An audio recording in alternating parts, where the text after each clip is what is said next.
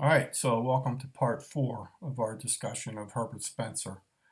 Um, so let's summarize a little bit and then move on to some main points. We'll just list some main points that Spencer is making and then talk about some ways that he conceptualized not only social evolution, but how he conceptualized different types of society. So let's start with this idea that we've already talked about, that first of all, that evolution is a universally applicable law.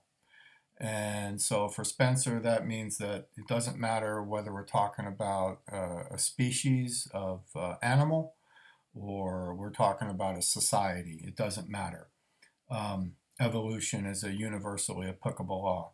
And part of that fact, right, that evolution is a universally applicable law, is the idea that societies, for example, evolve from conditions of incoherence or an indefinite state, what we call a state of homogeneity, right, to a coherent state or a state of heterogeneity. And so I would recall, what we said in the last part about,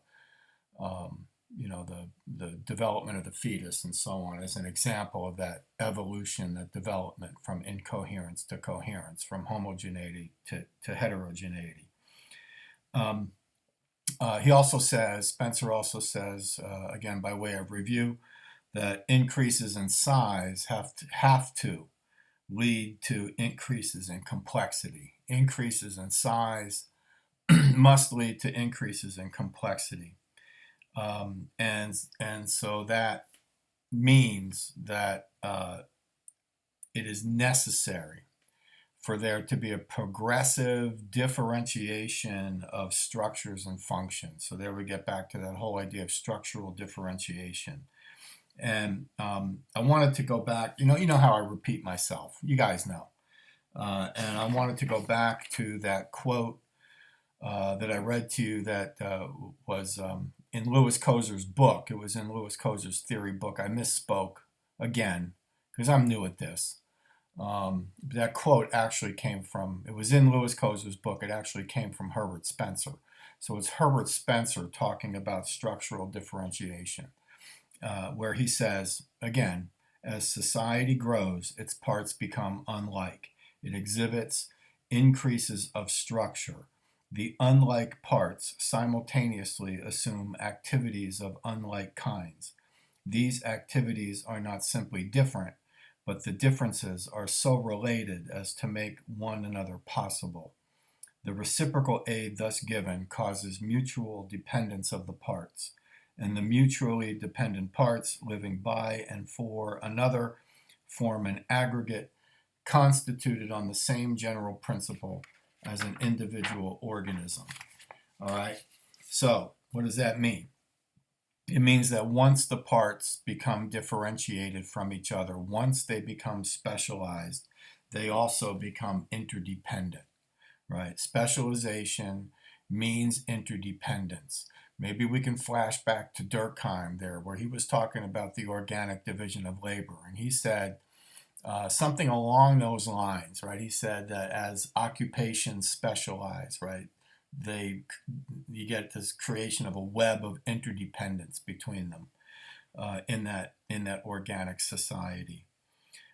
So once the parts become different from each other, they also become interdependent, and the more, sounds weird, but the more specialized they become, right?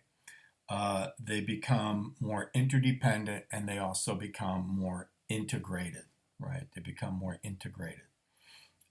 So we get specialization of function, right? Specialization of function, creating interdependency. And now here's another little quote from Herbert Spencer where he's talking about this specialization of function and making the point about interdependency of parts, right? Interdependency of structures. And he said this, he said, the actions of one part, right? The action of one part which fails in its function cannot be assumed by the other parts, That's a a good description of interdependency. Let me say that again. The actions of one part, which fails in its function, cannot be taken over, cannot be assumed by the other parts.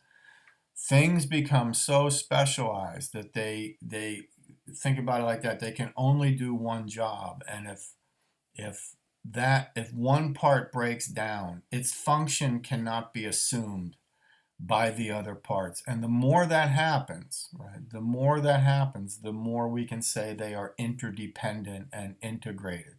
So for example, your heart fails, your lungs cannot pump blood. That function cannot be taken over by any of the other structures.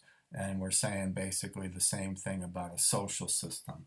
The more specialized they become, the less likely it is that their function can be taken over by another part, okay, or by